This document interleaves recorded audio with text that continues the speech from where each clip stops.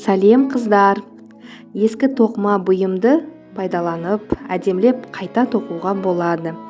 Мен бұл видеомда ескі мойынорағышты сөгіп, күздік әдемі бір ғана тоқымамен бас киім тоқыдым. Егер сіздерде тастауға қимайтын, киюге жарамай қалған тоқыма киімдеріңіз болса, осылай қайта сөгіп жаңадан басқа бір зат жасап тоқып алсаңыздар болады. Ол үшін ең алдымен мойынорағышты сөгіп аламын.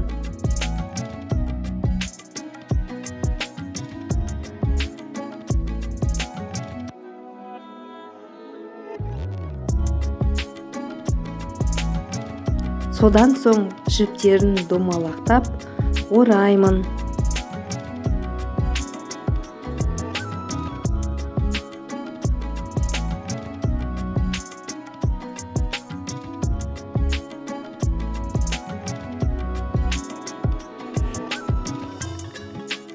Мен бұл бас киімге тоқыманың бір түрін ғана пайдаландым.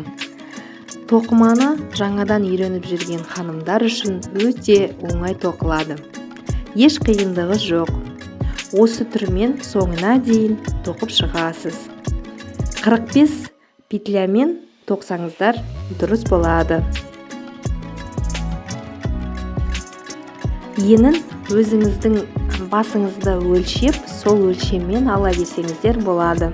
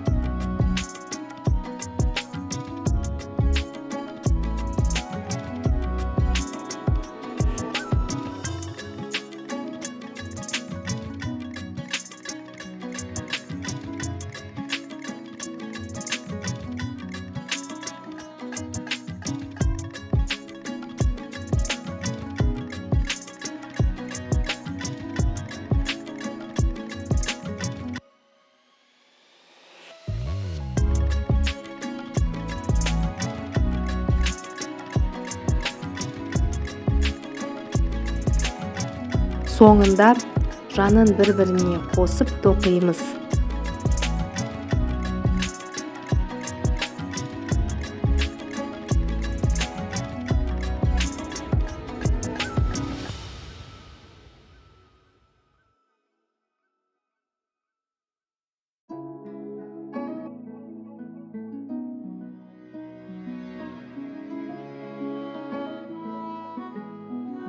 Сосын төбесін жинап тоқып аламыз.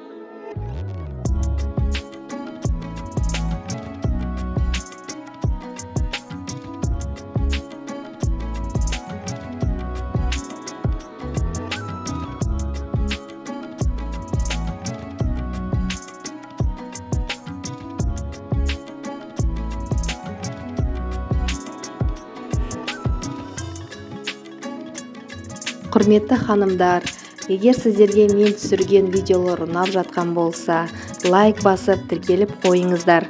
Тағы да басқа әртүрлі узурлар салып отыратын боламын.